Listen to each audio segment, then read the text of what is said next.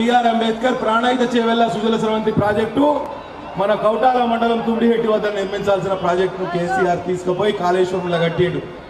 2 లక్షల కోట్ల రూపాయల అప్పులు చేసి ఇవాళ అక్కడ ప్రాజెక్టు కడితే ఆ ప్రాజెక్టుకు అతి గతి లేదు. మొన్ననే కూలిపోయింది మేడిగడ్డ వద్ద రిజర్వాయర్. అవునా? కాబట్టి మనకు బొచ్చడు నీళ్లున్నాయి, ఎటు చూసినా నీళ్ళే. కానీ మన చేన్లకు పొలాలకు ఒక చుక్క నీరు రాదు. ఆలోచన చేయండి మిత్రులారా. మనకు ఇటు వారదా నది, వైన్గంగా నది, ప్రాణాయిత నది, ఇటు ఎర్రవాగు, అటు పెద్దవాగు, ఎటు చూసిన నీళ్ళే కానీ మనకు నీరు రావు. మీరు ఒకసారి భారతీయ జనతా పార్టీకి అవకాశం ఇవ్వండి, తప్పకుండా ప్రాణాయిత ప్రాజెక్టును పూర్తి చేస్తాం. మహారాష్ట్రలో మన ప్రభుత్వం ఉన్నది, తప్పకుండా 50,000 ఎకరాల ఆయకట్టుకు నీళ్ళు ఇచ్చే బాధ్యతను మేము తీసుకుంటాం. మిత్రులారా ఒకసారి ఆలోచించండి, ఒక్కసారి అవకాశం ఇవ్వండి. ప్రభుత్వం ఏం చేయలేదు, పాలకులు ఏం చేయలేదు, నాకు ఓటేస్తే నేను చేసి చూపిస్తా. ఇంకేమన్నాడు ఈ పెద్ద మనిషి?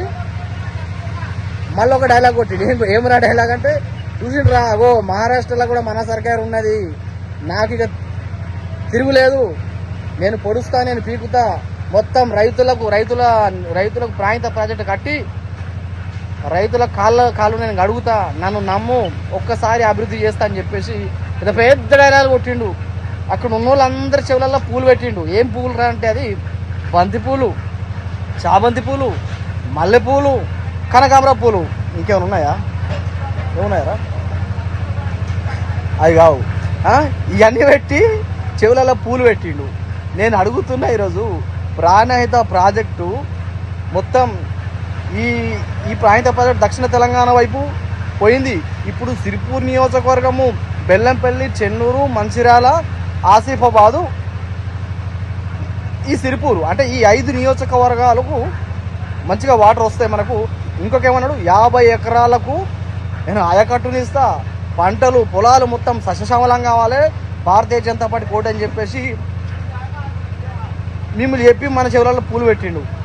ఇప్పుడేమో ఇప్పుడు మనం ప్రశ్నిస్తే ఎగిరెగిరి అంటాడు. ఇప్పుడు ఎగిరి మామూలు కాదు, ఎగిరెగిరి అంటాడు. ఇప్పుడు నువ్వు చెయ్యి, ఇప్పుడు నువ్వు ఎందుకు ఇప్పుడు నీ పనితనం చూపెట్టాలి. నువ్వు కోల్లాగా అని చెప్పేసి డైలాగ్ కూడా ఎందుకు అయ్యా నాకు అర్థం కాదు. ఇప్పుడు నువ్వు ప్రాంత ప్రాజెక్టు కట్టడానికి నీకు అడ్డేవాడు, మేము అడ్డొస్తున్నామా?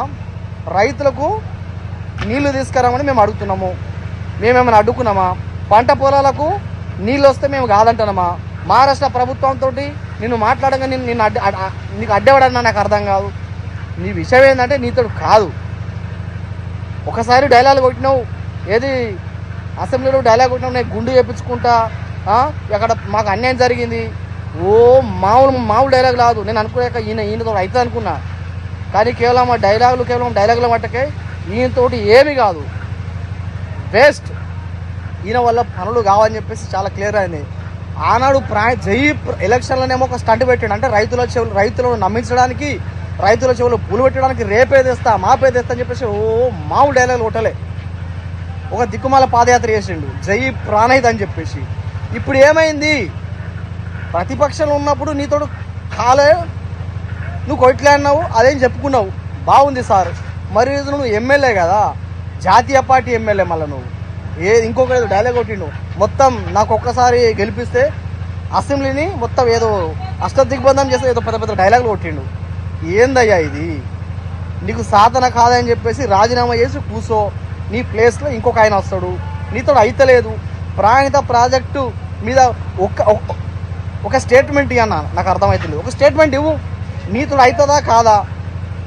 నీతో కాదని చెప్పేసి నియోజక ప్రజలందరూ అర్థం చేసుకుంటాను. రైతుల నోట్ల మట్టి కొట్టినావు, రైతుల చెవులలో పూలు పెట్టినావు, నీ వల్ల పనులు కావు. చిన్న రోడ్లు వేస్తలేవు, రోడ్లు వేస్తలేవు, ఆ బ్రిడ్జిలు కడతలేవు. ఈ చిన్న పనులు నీతో అవుతలేవు. ప్రాంత ప్రాజెక్టు కట్టేంత నీకు దమ్మున్నదా? నీతో అవుతుందా? ఇంత పెద్ద సాహసం పాల్ హరీష్ బాబుకు. కానీ ఇది నవ్వుకోవాల్సిన విషయాలు. కాబట్టి ఈయనను నమ్మి మీరు మోసపోయినరు. దయచేసి ఈయన ఏ పని వల్ల ఈయన వల్ల యూజ్ లేదు. వచ్చే ఎలక్షన్లో నరేంద్ర మోడీ వచ్చి సిరిపూర్లో ప్రచారం చేసినా నువ్వు గెలిచే ప్రసక్తి ఉండదన్న. చిత్తుగా ఓడిస్తారు. ఎందుకంటే ప్రజలందరికీ అర్థమైపోయింది. ప్రజలందరూ ఇంకా 2 సంవత్సరాలు కూడా నిన్ను భరించే ప్రసక్తి సిరిపూర్ రైతులకు లేదు.